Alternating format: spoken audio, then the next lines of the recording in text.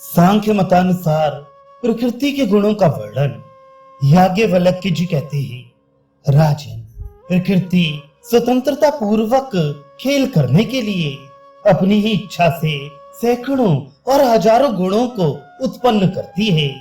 जैसे मनुष्य एक दीपक से हजारों दीपक जला लेते हैं, उसी प्रकार प्रकृति पुरुष के एक एक गुण से अनेकों गुण उत्पन्न कर देती है।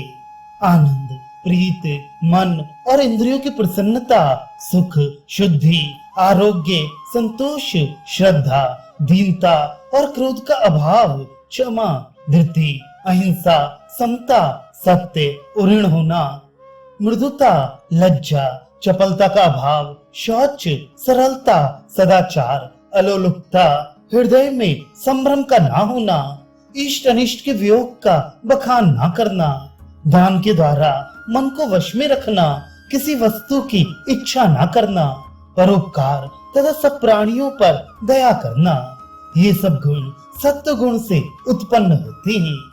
रूप, ऐश्वर्य, विग्रह, त्याग का अभाव, निर्दयता, सुख दुख के सेवन में आसक्ति, पर निंदा में प्रीत, झगड़े मोल लेने का स्वभाव, अहंकार, माननीय पुरुषों का सत्कार ना करना, चिंता, वैर बांधना, संताप करना, दूसरों का धन हड़प लेना, निर्लज्जता, कुटिलता, भेद बुद्धि, कठोरता, काम, मद, दर्प और द्वेष, ये रजोगुण के कार्य बतलाए गए हैं। मोह, अप्रकाश अर्थात अज्ञान, तामिस्त्र अर्थात क्रोध, अंधतामिस्त्र अर्थात मरण, बहुत तरह की खाने की चीजों में रुचि रखना, भोजन से संतोष ना होना, पीने योग्य वस्तुओं से मन ना भरना, सुगंध, वस्त्र, शैया, आसन, विहार, दिन में शयन, अधिक बकवाद और प्रमाद में लगे रहना, नाच गान और बाजे में प्रेम रखना तथा धर्म से द्वेष करना, ये सब तामस गुण समझनी चाहिए। राजन, सत्व, रज और तम, ये तीन प्रकृति के गुण हैं। अध्यात्म शास्त्र का विचार करने वाले विद्वान कहते हैं कि सात्विक पुरुष को उत्तम, रजोगुणी को मध्यम और तमोगुणी को अधम स्थान की प्राप्ति होती है। केवल पुण्य करने से मनुष्य ऊर्ध्व लोक में गमन करता है। पुण्य और पाप दोनों के अनुष्ठान से मृत्यु लोक में जन्म लेता है तथा केवल पापाचार करने पर उसे अधोगति नरक में गिरना पड़ता है। अब मैं सत्य, रज और तम, इन तीनों गुणों के द्वंद्व और सन्निपात का वर्णन करता हूँ। सत्य गुण के साथ रजोगुण, रजोगुण के साथ तमोगुण अथवा तमोगुण के साथ सत्य गुण का मेल देखा जाता है। केवल सत्य गुण से युक्त मनुष्य को देवलोक की प्राप्ति होती है। रजोगुण और सत्य गुण दोनों से युक्त होने पर वह मनुष्य योनि में जन्म पाता है। जब रजोगुण और तमोगुण से युक्त जीव को त्रियग योनि में जन्म लेना पड़ता है, जिसमें तीनों गुणों का संयोग रहता है, उसका भी मनुष्य योनि में ही जन्म होता है।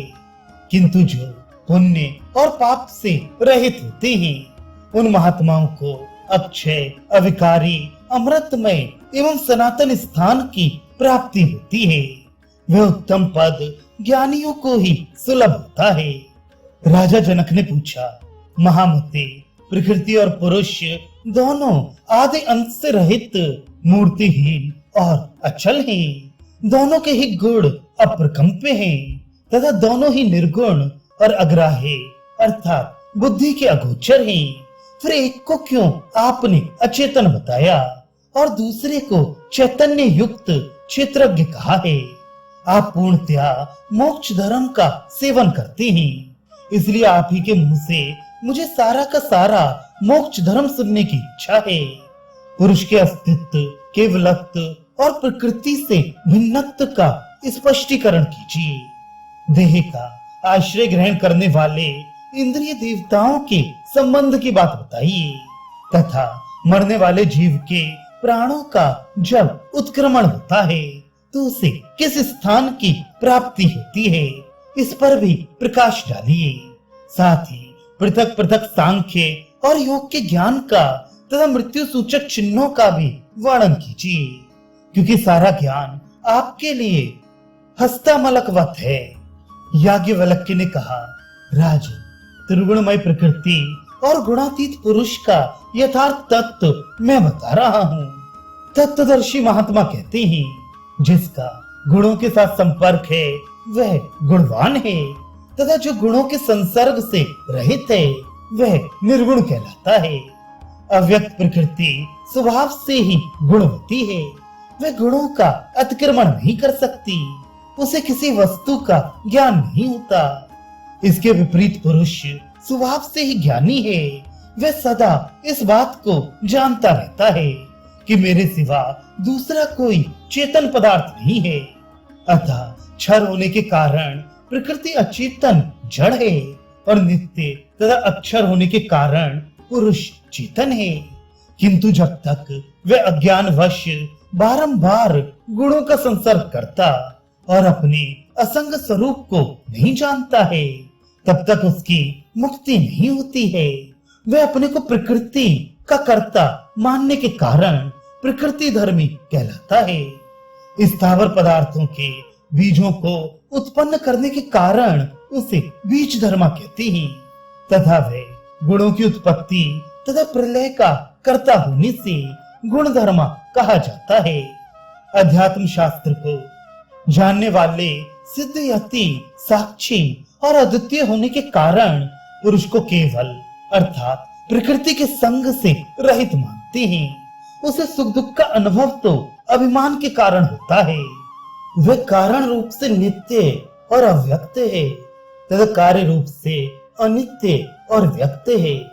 संपूर्ण प्राणियों पर दया करने वाले और केवल ज्ञान का सहारा लेने वाले कुछ सांख्य के विद्वान प्रकृति को एक और पुरुष को अनेक मानते हैं। पुरुष प्रकृति से भिन्न और नित्य है तथा अव्यक्त प्रकृति पुरुष से भिन्न एवं अनित्य है। जैसे सीख से मूंज अलग होती है, उसी प्रकार प्रकृति भी पुरुष से भिन्न है।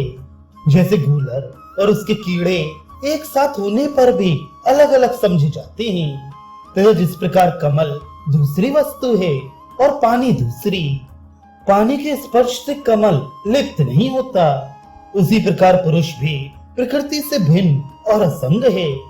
गंवार लोग इनके सहवास और निवास को ठीक ठीक नहीं समझ पाते। जो प्रकृति और पुरुष को एक दूसरे से भिन्न नहीं जानते, वे बारंबार घोर नरक में पड़ते हैं। इस प्रकार मैंने तुम्हें सांख्य शास्त्र का मत बतलाया है। सांख्य के विद्वान इसी प्रकार प्रकृति और पुरुष की भिन्नता का विचार करके कैवल्य को प्राप्त हो गए हैं।